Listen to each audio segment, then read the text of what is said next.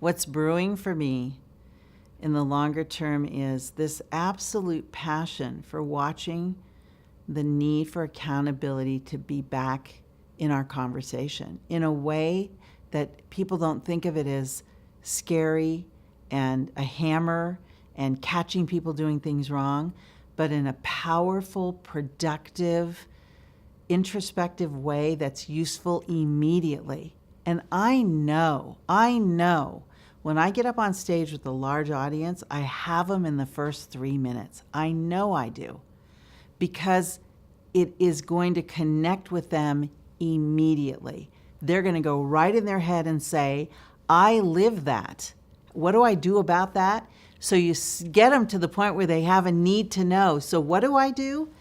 Well, you know what to do. But yes, this presentation is going to get you to that place where you say, I'm in enough pain in that particular area. I live exactly what you're talking. It drives me crazy. What do I do?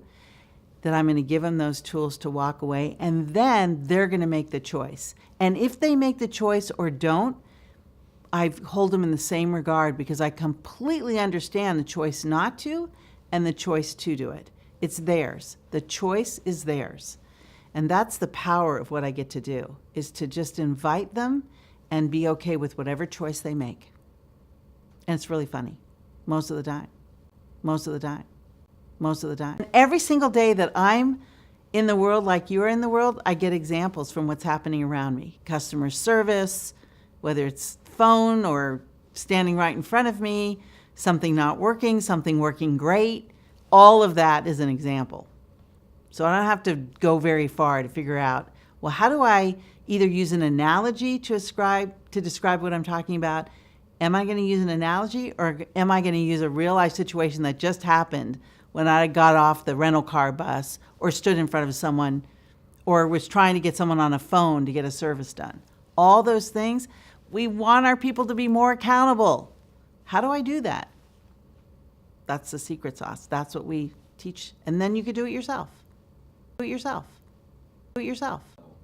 I cannot tell you how many people have said to me, I needed a restroom break so badly, I did not want to miss a second of what you were saying.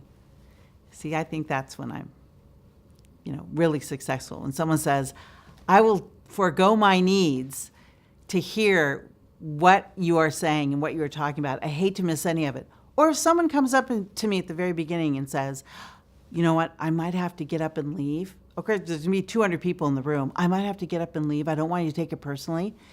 And out of the corner of my eye, they don't move. They stay right there for the duration. There's something about, I have to hear how this ends up. And really what they have to hear is the end of their own story. They don't want to miss the end of their own story. And so they'll stay right there. But I give them that grace of, do what you need to do for you. And I'm thinking in my head, you're not going to move. You're going to stay right there, right there. If you could imagine the end of this engagement, whether it's a 90-minute keynote or 3 hours sitting with your executive team, if you could imagine the end of it, what came out of it that you said, that was the best money I ever spent on bringing someone in? Could you tell me the 3 things that happened that you'd say, I'm so glad I did that? Because you called me for a reason. You had something in mind. You have a picture in your head of what you want once this concept of accountability is introduced and talked about and utilized. What happened? And when they tell me, I take copious notes. Tell me 3 bullet points. I take copious notes. And I put that in my mind at the beginning, and I have all the roads point to having that be the outcome.